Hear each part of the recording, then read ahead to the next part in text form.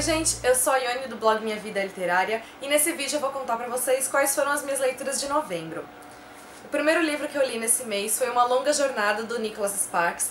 Foi um dos livros que eu mais gostei do autor, foi uma leitura muito gostosa de ser feita, muito prazerosa. Ele é contado sob 3 pontos de vista diferentes. No primeiro deles nós temos o ponto de vista do Ira, um senhor de 91 anos. Toda a parte dele é narrada em primeira pessoa. Ele acabou de sofrer um acidente de carro, então ele está preso no carro, em meio à nevasca, sem saber se alguém vai socorrê-lo ou não, se alguém vai encontrá-lo ou não. E enquanto ele está dentro do carro, machucado, ele começa a ter visões da esposa dele, que já faleceu há 8 ou 9 anos. E dessa maneira, enquanto eles conversam, todo o relacionamento deles é contado para o leitor. Esse foi o momento da história que mais me agradou. A narrativa sob o ponto de vista dele foi muito fluida, foi muito gostosa, foi muito envolvente. Com certeza foi a parte que eu mais gostei de todo o livro. Em paralelo, nós temos a história do Luke e da Sofia. Cada capítulo é narrado por um dos dois, então ora tem o Luke, ora é pela Sofia, e sempre em terceira pessoa. A história dos dois, eu admito que eu não achei, assim, nada demais, não super me emocionou, nem nada. Mas, como eu falei, propiciaram uma leitura gostosa. Coisa que sempre me chama atenção nos livros do Nicholas Sparks é como ele consegue ser descritivo sem ser cansativo. Os livros dele são muito fáceis de você ler, já imaginando um filme perfeito na sua mente. Ele te passa com exatidão quais são as cenas, isso me chama muito a atenção. Com relação à história do Luke e da Sofia também, eu confesso que a maior parte da minha curiosidade estava no fato de que eu estava tentando entender como é que essa história iria se relacionar com a história do Ira. De modo geral, eu adorei a leitura, ele me emocionou bastante, acabou entrando para os meus livros favoritos por causa disso, por ter sido uma leitura tão proveitosa. O próximo livro que eu li foi O Céu Vai Ter Que Esperar, da Kelly Taylor. Eu tinha muita curiosidade para ler esse livro, principalmente por causa da capa, porque eu sou apaixonada por essa capa. Quando eu postei a resenha no blog, eu vi que muitas pessoas acharam que a capa não tinha nada demais, mas não é assim, aqui na foto não dá pra ver, não sei se vocês vão conseguir ver agora, mas a capa é cheia de brilhinhos, a capa é linda mesmo. E enfim, chega de falar da capa, vamos falar da história. O livro narra a história da Lucy Brown, e um dia antes do casamento dela, ela morre. Ela fica irada por ter morrido, ela acha que não era a hora dela ter morrido, ela ainda tinha uma vida inteira pela frente. E então quando ela chega no purgatório, ela tem que decidir se ela vai direto pro céu ou se ela vai passar por uma experiência de 21 dias, que ao final deles ela pode se tornar uma fantasma. Para isso ela tem que cumprir uma missão. Caso ela complete com sucesso a missão dela, ela pode se tornar então uma fantasma e pode passar o resto da morte dela assombrando o noivo dela, até que ele morra e os dois possam ir pro céu.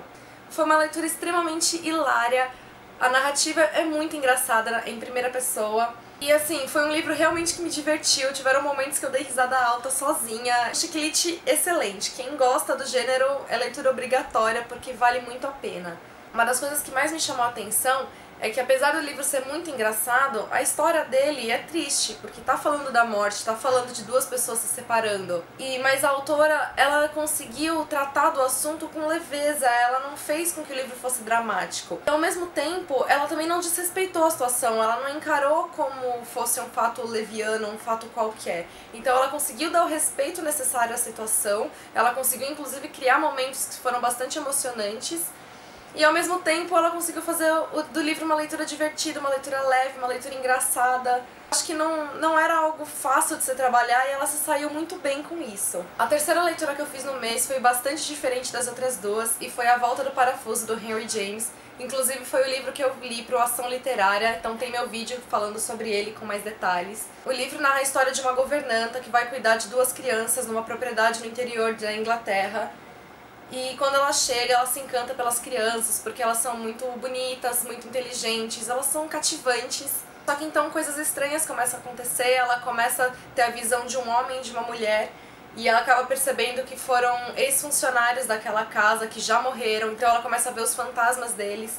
E mais do que isso, ela começa a acreditar que os fantasmas estão influenciando as atitudes das crianças. O livro foi um dos livros mais ambíguos que eu já li. A narrativa dele é extremamente ambígua, então como eu falei, ele é cheio daqueles diálogos em que você fica se perguntando o que foi que a personagem quis dizer. Será que ela quis dizer algo além do que ela disse? Será que ela não quis dizer nada e foi a protagonista que interpretou que tivesse alguma coisa a mais?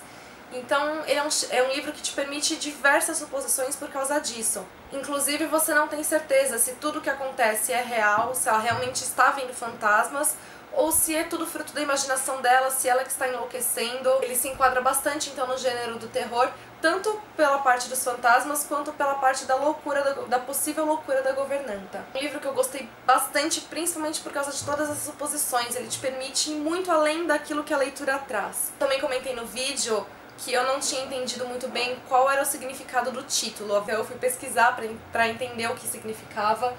E eu vi que A Volta do Parafuso faz alusão a um método de tortura em que você intensifica a agonia de quem já está sob agonia.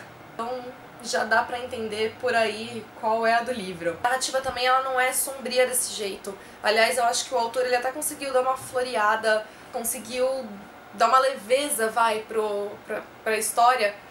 Ainda mais porque o livro ele se passa na visão da governanta, e como ela é uma jovem, romântica, sonhadora, enfim, a narrativa reflete essa personalidade dela. O outro livro que eu li foi Escândalo, da Therese Fowler. Foi uma leitura que assim me surpreendeu porque ela foi diferente do que eu esperava. Eu estava pronta para um romance leve, com alguns conflitos, mas um livro que fosse me fazer relaxar. E não foi isso que aconteceu. Eu fiquei o livro inteiro agoniada. Ele conta a história de dois jovens, o Anthony e a Amélia. Eles se amam, eles têm um relacionamento secreto porque o pai dela é muito rigoroso. Em meio a esse mundo de tecnologia, eles acabam fazendo trocas de fotos íntimas por e-mail, pelo celular, sempre escondidas, até que um dia o pai dela encontra essas fotos e ele fica indignado porque ele acha que o Anthony está desvirtuando a pobre e inocente filha dele. Acaba chamando a polícia para prender o Anthony pelo que ele acabou fazendo contra a Amélia. Isso dá início a uma série de investigações e muita coisa acontece. E enquanto eu lia, eu ia achando tudo aquilo um absurdo. Eu não acreditava nas proporções que a história estava tomando, eu não conseguia engolir o pai da Amélia, de tanta raiva que eu sentia dele. Então o livro me surpreendeu por causa disso. Eu estava esperando por uma leitura leve e não foi, porque eu acabei ficando agoniada durante a leitura. O comentário que tem na capa é que é um Romeu e Julieta dos dias atuais, e eu concordo, ele se enquadra nesse perfil, até porque a narrativa da autora ela é muito romantizada. Tiveram momentos, inclusive, que eu achei que foram românticos demais, mas eu achei que a estrutura do livro como um todo, ela se enquadra bastante no gênero das tragédias, que é então o gênero de Romeu e Julieta. Apesar de Romeu e Julieta ser uma peça de teatro, não ser um romance e esse ser um romance, a estrutura dos dois eu achei bastante parecidas. Tem algo que eu também achei interessante, é que o livro é baseado em fatos reais. A autora então se inspirou no que aconteceu com o filho dela. O filho dela também foi acusado de sexting, que é a acusação que o Anthony sofre. E toda a agonia que ela sentiu, todas as dúvidas, os fatos de um modo geral foram que deram origem ao livro. Ela falou que o livro é uma ficção, então eu não sei dizer o quanto do livro realmente aconteceu e o quanto foi ficção. Mas ainda assim foi baseado então, em fatos reais, e todo aquele absurdo que eu sentia durante a leitura, eu acho que se intensificou porque não foi um absurdo da cabeça da autora, foi um absurdo que realmente aconteceu. Outro livro que eu li foi Boneco de Neve, do John Nesbo. Ele é um thriller policial, ele é o 7º livro da série do detetive Harry Hole. Já foram lançados outros livros dessa série. A editora Record, aliás, ela lançou o 3º, 4º, 5º e o 6º livros dessa série. Eu acho que eles só não lançaram o 1º e o 2º. Esse foi o primeiro livro que eu li dela, então eu quero dizer que vocês não precisam fazer a leitura dos outros volumes para poder ler esse. Dá pra você entender muito bem a história sem ter lido os demais. Uma mulher, ela chega em casa e ela acaba comentando sobre o boneco de neve que está no quintal, e tanto o marido dela quanto o filho dela dizem que não foram eles que fizeram. Depois a mulher acaba desaparecendo com indícios de que ela foi assassinada, e quando o detetive ele começa a fazer a investigação, ele acaba descobrindo outros casos já ao longo de mais de 10 anos em que tiveram as mesmas características. Então, mulheres que desapareceram, mulheres casadas e com filhos que desapareceram. No local do crime era sempre visto um boneco de neve. O desaparecimento acontecia sempre na primeira neve do ano. A leitura foi bastante complexa porque a história é complexa, então você tem diferentes pontos narrados em diversos momentos do livro. A primeira cena que você tem é uma cena do passado, uma cena de 1980. Depois você passa para outra cena também do passado, mas à frente de 1980, então acho que é 1990 mais ou menos. Depois você tem essa cena então da mulher chegando, e a mulher que desaparece e que dá início à história no presente.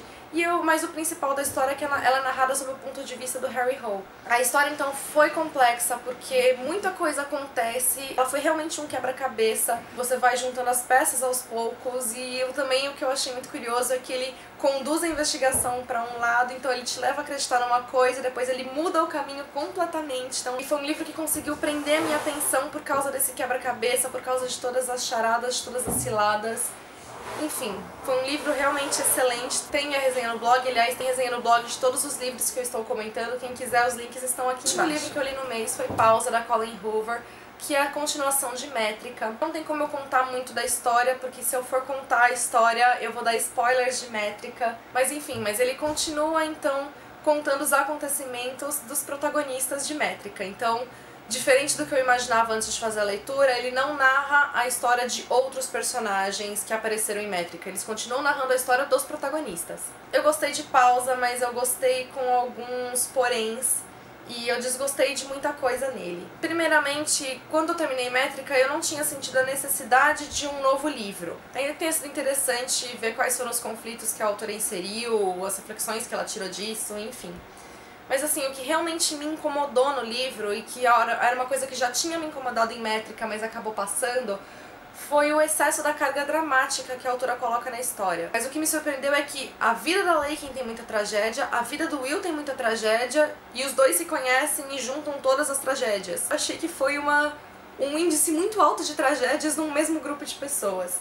E em Pausa, a autora continuou fazendo uso de tragédias e eu achei isso desnecessário. Achei que não tinha por que ela inserir essa carga dramática na história. Eu acabei ficando com a sensação de que ela não sabia mais muito bem o que colocar, então ela acabou colocando o drama para criar mais enredo. Então eu acabei vindo como artifício para poder enrolar um pouco mais. E isso me desagradou. De qualquer maneira, eu gosto da narrativa da autora, eu acho que ela tem uma narrativa bastante intensa, ela consegue criar uns quotes que são bastante intensos. Eu adorei a personagem que ela criou aqui, que é a Kirsten, que ela tem 11 anos, eu acho que foi a melhor personagem do livro. Acho que os melhores momentos do livro, na minha opinião, foram os que ela aparece. A menina tem 11 anos, mas ela tem, assim, uns pensamentos fantásticos, os diálogos dela são fantásticos. E eu acho que foi uma das coisas que eu mais gostei no livro, se não a que eu mais gostei. Eu também gosto muito da competição de slam que existe na história. Pra quem não sabe, slam então é um tipo de poesia em que é uma poesia que mistura com interpretação e as pessoas que se apresentam, elas não fazem artifício de nada, elas não utilizam nenhum objeto, nenhum cenário, nada. É só a poesia e a expressão corporal que elas apresentam. E eu achei isso genial, eu fiquei fascinada, fiquei louca pra assistir uma competição de slam. E eu gosto então da poesia que a autora insere na história, como ela faz uso dessa poesia. Só a tragédia que eu deixo um pouco de lado mesmo. E foi isso então, espero que tenham gostado das minhas leituras de novembro. Quem quiser saber um pouco mais sobre elas, é só acessar o link das resenhas aqui embaixo. Beijos pra vocês e até o próximo vídeo.